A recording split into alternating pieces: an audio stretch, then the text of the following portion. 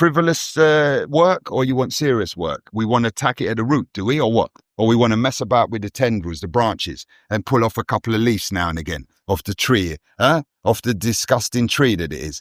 We pull off a couple of leaves and prune it now and again, and it grows back quickly. We ain't doing nothing if you do that. The prophet has to come and cut it at the root. The tree has to be cut, the dirty tree, the tree in the garden, the evil tree has to be cut at the root. That's all. You can't mess around, teetering around, taking a few leaves off now and again. You'll be doing Caesar's work for him because it grow back better. Have a look at tree pruning. When you give them a nice prune, it actually makes the tree more healthy. And that's what most so-called fighters against the system are doing. They're just pruning the tree for Caesar.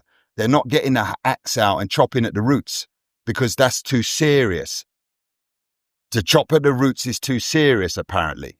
You're meant to be just teetering around so you don't disturb the people in the garden when you're doing it. No, you're meant to cut the fucking tree down. That's it. It's time to get the axe out. It reminds me what you're saying, that I contacted the woman who runs the channel Against Life on 1000. Oh, dude, yeah. And it reminded me of what, she's so brazen, militant, bold about it, and militant about it. And I really like listening to her because, like you were saying, you've just been talking about seriousness. And a couple of days ago, we had an altercation with someone who we took into our house. That's right. And she was complaining at some stage, why are you being so serious? And this woman, Against Life 1000, her channel's name, she's saying, yes, it is very serious. And she used the word sadistic, right?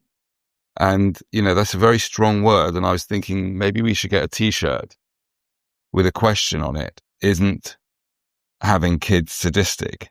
To get people to start thinking about how sadistic it is to bring people into existence. It's damn sadistic, right? And and I think we need to start speaking like that, because we can't get through just words anyway. But if I think about the whole culture is so drenched in saying that this whole bringing kids here is wonderful and life's a gift and they're so cute and all that, but it's actually sadistic bringing people into existence. And I'd push back again radically and say, no, I'm not putting no question mark at the end of my statements. I'm going to put an exclamation mark now. I've had enough of this question mark because it leaves the door open for all this consideration, and there's nothing to be considered. It is sadistic. It is narcissistic to bring children into this world. They say it's beautiful. They don't say, is it beautiful? They say it's wonderful to have children. They push their one with vigor. They push their position with vigor. They don't leave no door open for consideration. Apparently, this is beautiful experience. The life is wonderful.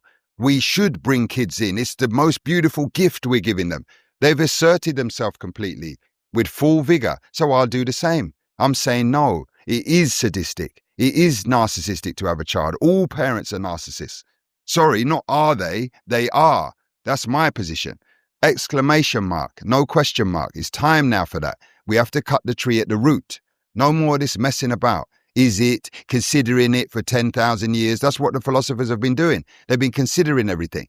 They haven't been asserting the truth. They've been considering everything and leaving the door open for misinterpretation. That's what Caesar, the system, loves, that you consider things. God forbid you take the axes out. That's when Caesar gets frightened now, when you've actually seen that it's sadistic and you're going to chop it now.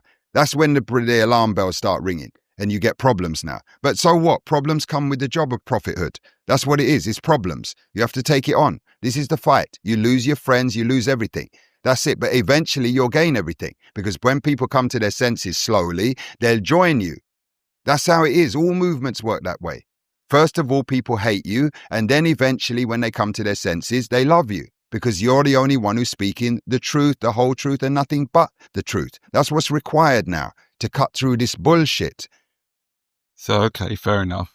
So talk more about the sadistic nature of bringing people into this situation. How sadistic it really is. Sadistic, and and what's the sados? It's not just sadistic. It's also masochistic.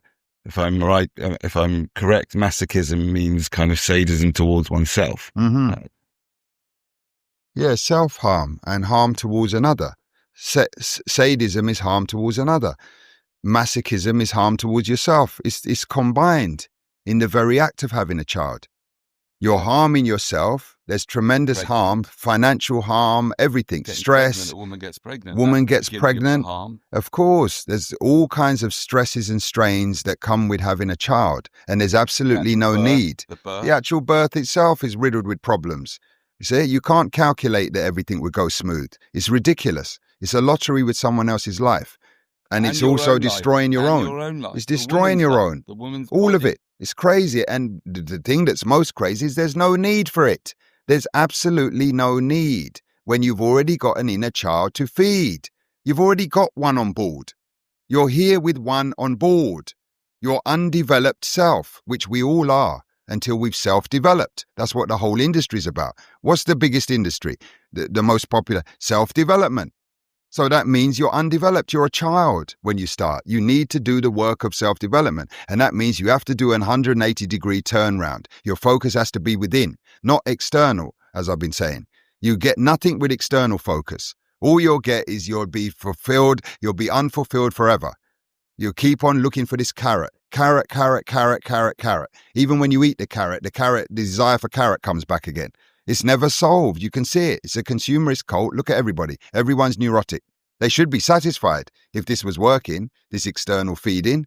It would, if it worked, everyone should be satisfied in the West, in the first world West. It's absolutely the opposite. As we said earlier, we're in the lap of luxury now. We're in a hotel in Limassol, the best one in Limassol, apparently, and everybody within the environment is neurotic. They're neurotic. They're completely neurotic. That's why they're in there, because if you need all that to feel good, you're definitely in a state of lack within. If you need all this luxury this and luxury that and luxury everything and all the gold knives and forks to feel good, then there's definitely something wrong within. To the degree that you need outside stimulus, you've got a lack of inside stimulus. It's very simple, people. Turn round and start searching within for what you need, and it's all there. The resource is there. You're a treasure trove. It's all within. There's more neurons than there are stars in the cosmos inside your cranium. Consider that. You're a walking cosmos. And yet you're looking outside for some stupid little bling diamonds to make you feel shining, to make you shine. You are the fucking thing. You are the cosmos itself. You're made of stardust. What do you need some rocks, shiny rocks to make you feel good? Because you're insecure. There's something wrong. You're arrested in your development. You weren't loved when you were young. That's all it is. That's what it is a search for that. I don't feel good because mummy didn't love me. Good. Of course mummy didn't love you because mummy got 2 kids to look after. She didn't have time for you. She had the one inside already cockeyed. Then she's trying to split her attention. She knows she needs self-help, but she ain't got time because she's produced an external child again now. It's ridiculous. So of course mummy can't do the job. Don't blame mummy. Mummy don't know what she's up to. What about you now, who are thinking of having the child? You're going to repeat the same foolishness. The insanity of doing it again and again and again, and it repeats on and on infinitum, ad nauseam. See? With sickness. I want to invite you to just focus more on the sadistic nature of bringing people here. Sadistic. Of course it's sadistic for the reasons we just described. There is absolutely no need for it. That's the thing. I understand, and it's important that you. But I want to invite you to just spend a little bit more time on the sadistic nature of bringing people in. Of course, there's no need, right? Absolutely, I agree. And when I say of course, obviously it's something that needs to be drummed into people. Yeah, I agree. But I would like to bring you back because you're very passionate about this, and I think that there's space for you to just outline why it's so damn sadistic. Yeah, it is, but the people are going to push back and say it's not sadistic, it's not painful for everybody. People have joy here. Kids have joy. They have pleasure. That's why I'm not going there. I'm saying it's absolutely unnecessary to start with. I have to drum that one in. Before you even think of having a child, realize you've got one inside that needs your attention. All of your attention. It needs all of your attention for you to become a mature human being with fully developed brain, with metacognition on board, as well as mammalian and reptilian. You have to have the human part developed as well to qualify as a human being, a humane being. If you haven't got that part developed, the human part, the metacognition, the frontal cortex, you remain a primate. You're not a human being. There's hardly any on the planet. Why? Because they don't take time to develop that part of their mind. It takes extreme training, a lot of training to become a human being. You're not what John just given. That status is not just given by being here. There's no humans here. There's hardly any Homo sapiens, as I said before. There's Homo erectus here. There's apes that stood up. That's what we are, most of us here. Some of us, a few of us, have attained human status. Homo sapiens, through great work on themselves. It's not a given. The primate status is a given. You'll be able to stand up, you'll be able to push food in your mouth, you'll be able to pop out a turd out the rear end. That's what a primate does. But the primate can't think. It can't look at its own behavior and criticize its own behavior and course correct. That's metacognition, looking down upon your performance and then course correcting it. That's what we need. That's what is needed here to qualify as a Homo sapien. That's it. So that's why I emphasize that. You haven't got any time for an outside child. You haven't got no time at all. You come on board in this game. You come into the game as a primate. You need to put all your efforts into becoming a human being. And you haven't got time for another one producing when you've got the one inside. That's it. That to me is the ultimate point. You need to focus on that. The sadisticness is obvious. The sadisticness is obvious because look at the numbers. Look at all the fallout. Look at the children that are mangled. Look at all the statistics of suicide. Look at the pressure they're under to perform. That's it. We know that, but we don't know that it's unnecessary to have kids. That's why I keep emphasizing that. Nobody knows that it's unnecessary. Why is it unnecessary? Because of the reasons I just said. You've got the one inside that needs full development. It needs all your attention. You can't split your attention and have them both okay. One's going to suffer, and it's usually the external child that you've produced. It's always. Right, not always, because sometimes people they focus on the external and they down their own. But then you're doing harm to yourself. That's the masochism. That's what I meant. If you're losing focus on the inner child, you're masochism. That's masochism. If you're losing focus on the external child that you've produced, that's sadism. There it is. That's it. But one of the two is going to be the case because you haven't got time for both. You need all your time for one. You need all the time for either the external child or the internal. They both need all your attention. And you haven't got enough time in your life for both. It takes extraordinary effort and energy, 24/7, 365, to produce a human being. And you got one inside potentially. And you may not even have enough time. And especially, and if you have another child, you'll have even less time. Of course. You have even less time. If you have two children, now you're 3 times down. You've got to split your attention into 3. And your partner. And your partner as well. And where's the time? If you're a worker, where's the time? Where's the time if you're a worker? If you're lucky enough to have billions in the bank, you might have a chance. But even then, there's going to be dysfunction. You're in a system that's dysfunctional. You can't keep your kids away from the dysfunction. The smartphone comes in their hand. They start looking at all the crap that's there. You can't monitor them. And again, you fail. No one can do it. There's no need to do it. Deal with the one that's already here, which is yourself. Finished. The other thing that comes to mind is that just to remind people how deluded we all are because of our DNA, right? In thinking that A, we're going to be good parents, which is ridiculous, right? And B, that our children are going to be these amazing beings, right? But if we're primates and we haven't developed our frontal lobes, then our children are going to be flipping primates. Yeah. So. And really, nobody knows the difference. They don't care because they're primates. So they're happy with their primate offspring. They're happy with that.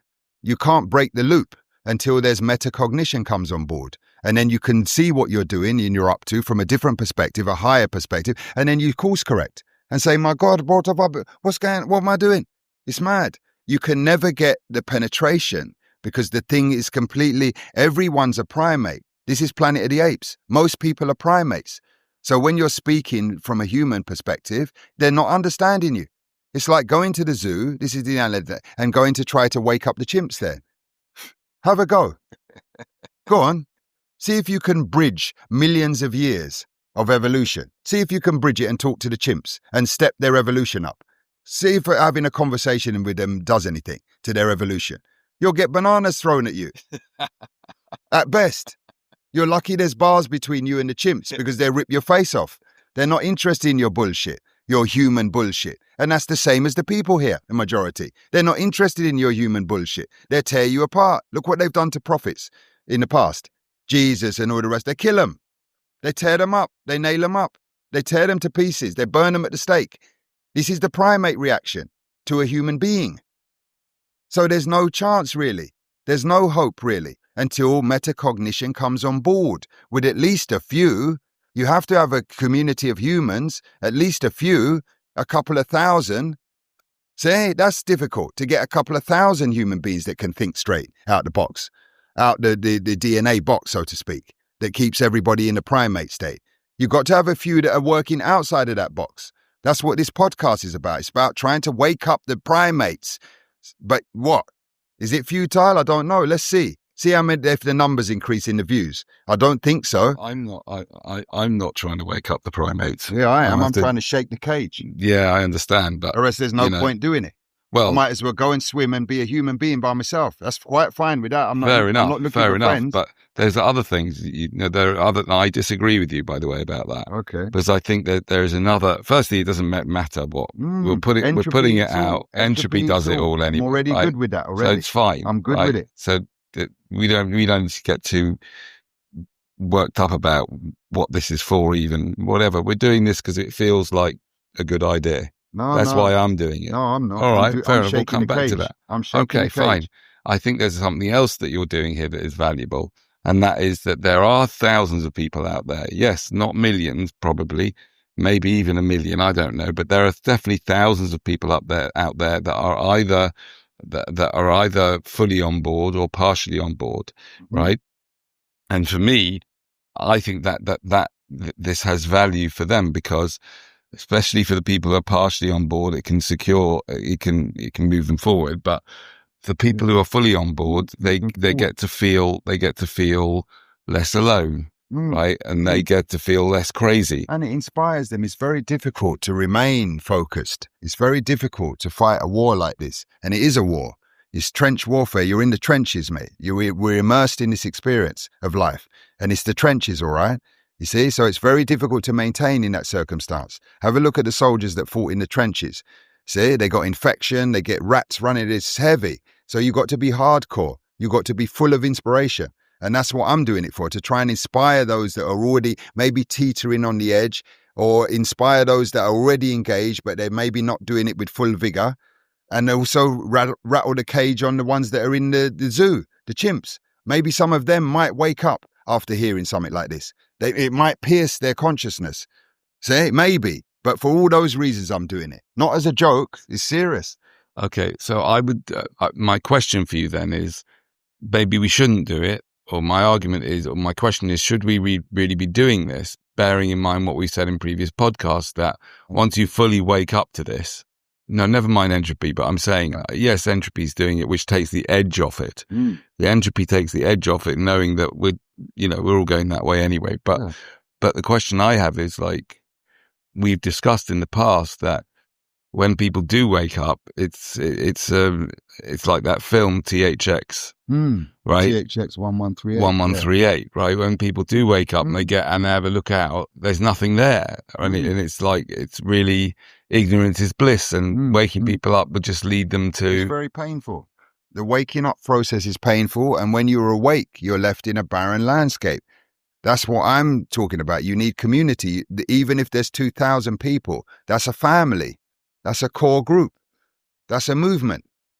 This is what I'm talking about. You need to reach out. The only reason I'm doing this is to try and find people. Look at the film I Am Legend. See, what was he calling out for? He was on his own in that film, and he was calling out for fellows. Is there anyone out there that's awake? If there is, meet me at 12 o'clock at this point.